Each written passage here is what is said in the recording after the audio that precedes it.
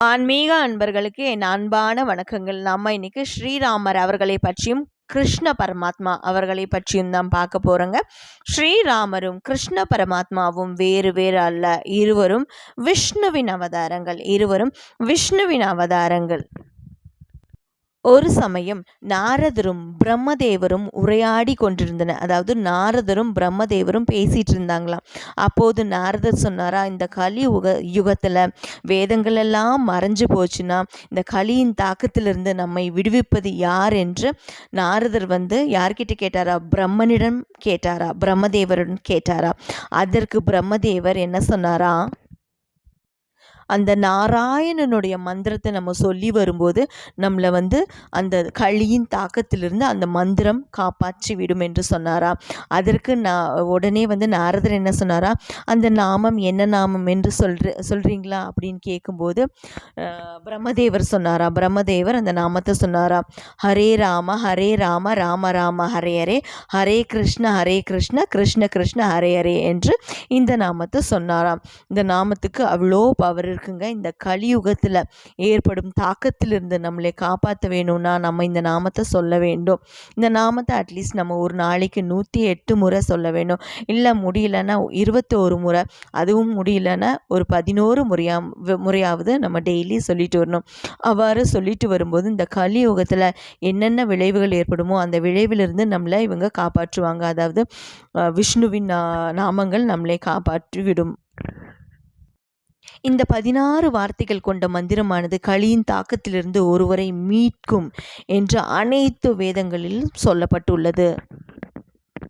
ஹரே என்பது பகவான் ஹரியை குறிக்கிறது. ஹரி என்பதன் பொருள் மாயங்களே அழிப்பவர். ஹரி என்பதன் பொருள் என்ன? மாயங்களே அழிப்பவர். மற்றொரு வகையில் ஹரா என்பது பகவானின் சக்தியை குறிப்பதாகும். அதாவது மற்றொரு வகையில் ஹரா என்பது பகவானின் சக்தியை குறிப்பதாகும். அதுவே ஹரே என்று விழிவேற்றுமையால் வந்தது எனவும் கூறுவர். அதாவது ஹரான்றதான் நாளடைவில் ஹரேன்னு மாறிடுச்சாமா. ஹரே என்று விழிவேற்றுமையால் வந்தது எனவும் கூறப்படுகிறது. எனவே நாம் இந்த கலியின் தாக்கத்திலிருந்து நம்மளை காத்து கொள்ள எந்த நாமத்தை சொல்ல வேண்டும் என்றால் ராமநாமம், கிருஷ்ணநாமம். அதான் சொன்னேன் இல்லைங்களா? ஹரே ராம ராம ராம ஹரே ஹரே, ஹரே கிருஷ்ண கிருஷ்ண கிருஷ்ண ஹரே ஹரே. நமக்கு கன்ஃபியூஷனே வேண்டாங்க. எந்த நாமத்தை முதல்ல சொன்னாலும் நமக்கு பிரச்சனை கிடையாது. ஏன்னா ரெண்டு பேரும் பேருமே ஒன்று தானே. அதனால் நம்ம ராமநாமத்தை முதல்ல சொன்னாலும் பரவாயில்ல, கிருஷ்ண நாமத்தை முதல்ல சொன்னாலும் பரவாயில்லைங்க.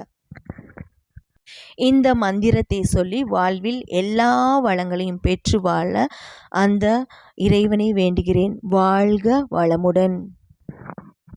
வாழ்க பல்லாண்டு வாழ்க. ஹரே ராம ராம ராம ஹரே ஹரே, ஹரே கிருஷ்ண கிருஷ்ண கிருஷ்ண ஹரே ஹரே என்று நம்ம அன்றாட வேலைகளை செய்யும் போது இந்த நாமங்களை சொல்லிட்டு வரலாங்க. நம்ம அன்றாட வேலைகளை பார்ப்போம் இல்லையா? அந்த நேரத்தில் கூட ராமநாமத்தையும் கிருஷ்ண நாமத்தையும் நம்ம சொல்லிட்டு வரலாம். ஹரே ராம ராம ராம ஹரே ஹரே, ஹரே கிருஷ்ண கிருஷ்ண கிருஷ்ண ஹரே ஹரே என்று இவ்வாறு சொல்லி வரும்போது நம் கலியின் தாக்கத்திலிருந்து விடுபடுவோம். சர்வம் கிருஷ்ணார்பணம். வாழ்க வளமுடன்.